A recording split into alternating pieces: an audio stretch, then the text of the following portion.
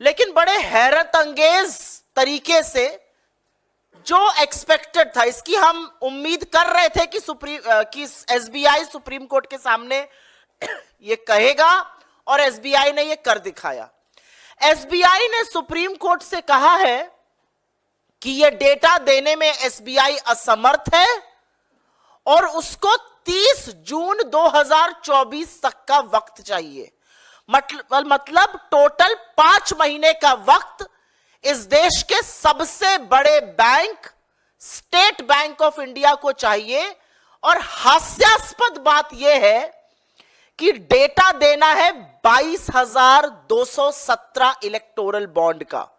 यह कितनी बड़ी विडंबना है कि 22,217 इलेक्टोरल बॉन्ड का जो डेटा डिजिटल इंडिया में और पूरी तरह से कंप्यूटरीकृत, पूरी तरह से कंप्यूटराइज्ड, एसबीआई को एक क्लिक ऑफ अ बटन पर यह डेटा मिल जाना चाहिए। इसके लिए एसबीआई को 5 महीने चाहिए। वो एसबीआई जिसके पास 48 करोड़ बैंक अकाउंट हैं, वो एसबीआई जिसकी 23,000 के करीब ब्रांचेस है, वो एसबीआई जो 66,000 एटीएम चलाता है पूरे देश में, उसको 22,217 इलेक्टोरल बॉन्ड किसने दिए, उसका विवरण देने के लिए 5 महीने चाहिए। यहां पर यह बताना जरूरी है कि भारतीय जनता पार्टी शुरू से असहज थी। 2017 में जब यह स्कीम आई और पिछले वित्तीय वर्ष के अंत तक 31 मार्च 2023 तक करीब 12,000 करोड़ रुपए इलेक्टोरल बॉन्ड के माध्यम से पॉलिटिकल पार्टीज को मिले, जिसमें 2/3 अकेले भारतीय जनता पार्टी को मिले। करीब 6500 करोड़ रुपए भारतीय जनता पार्टी को मिले और करीब 9% अबाउट 1,000 करोड़ रुपए से थोड़ा ज्यादा कांग्रेस को मिले। तो भारतीय जनता पार्टी चिंतित थी। चिंतित इसलिए थी क्योंकि अगर लोगों का नाम सार्वजनिक हो गया तो पता चल जाएगा कि कौन सा मित्र कितना दे रहा था, क्यों दे रहा था।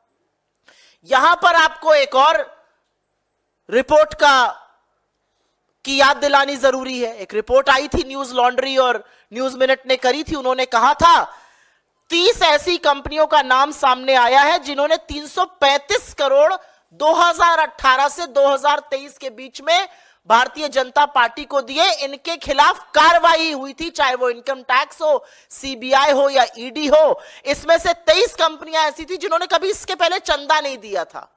तो क्या ये क्विड प्रो को था? क्या नाम आने से पता चल जाएगा कौन चंदा दे रहा था? क्या नाम आने से पता चल जाएगा किस समय चंदा दिया गया? क्या ये भांडा फूट जाएगा कि चंदा लेकर कौन सी नीति बनाई गई? क्या ये सच सामने आ जाएगा कि चंदा लेकर किसके खिलाफ जांच बंद करी गई? क्या ये सच सामने आ जाएगा कि चंदा लेकर चंदा ना देने पर किसके खिलाफ जांच खोली गई, चंदा लेकर बंद कर दी गई? तो चंदा का भांडा फोड़ हो जाता। इसलिए एसबीआई का कहना है कि हमें 2024 30 जून तक का वक्त चाहिए। चुनाव निपट जाएगा, चुनाव के पहले आ गया तो जो हम कह रहे हैं सूट बूट की सरकार, जो हम कहते हैं मित्रों की सरकार, जो हम कहते हैं कि कुछ ही लोगों के लिए नीति निर्माण होता है, वो दूध का दूध पानी का पानी हो जाएगा। लेकिन जनता को इतना मूर्ख क्यों समझा जाता है? जब जब सच दबाने का प्रयास होगा तो जनता पूरा सच समझती है। जनता जानती है कि अगर आपके खाते, अगर आपके खजाने 1-2 व्यक्ति पैसों से भर रहे हैं तो यह सरकार और इस देश का प्रधानमंत्री उन्हीं लोगों की गुलामी करते हैं, उन्हीं लोगों के लिए नीतियां बनाते हैं। हमारे इस मंच से कुछ सवाल हैं और सवाल बड़े स्पष्ट हैं और बड़े कम हैं।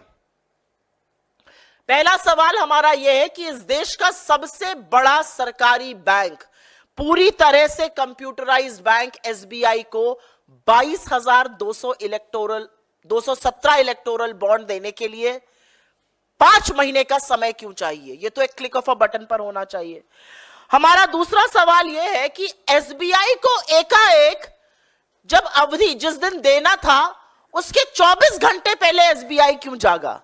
क्या एसबीआई को 25 दिन का टाइम लग गया यह सोचने में कि उनको कितना वक्त लगेगा? और यह एक बड़ा सवाल है। एक और सवाल है और उसका मैंने उल्लेख भी किया कि 48 करोड़ अकाउंट 66,000 करीब एटीएम, 23,000 करीब ब्रांचेस होने वाले एसबीआई को 22,000 महज अकाउंट के लिए 5 महीने चाहिए। यह कितना हास्यास्पद है। एसबीआई पर प्रेशर कौन बना रहा है? इस आर्थिक अनियमितता को, इस काले धन के गोरख धंधे को कौन पनपने दे रहा था? क्यों एसबीआई पर दबाव बनाया जा रहा है? ऐसा क्या हो जाएगा अगर चुनाव के पहले ये नाम सामने आ गए?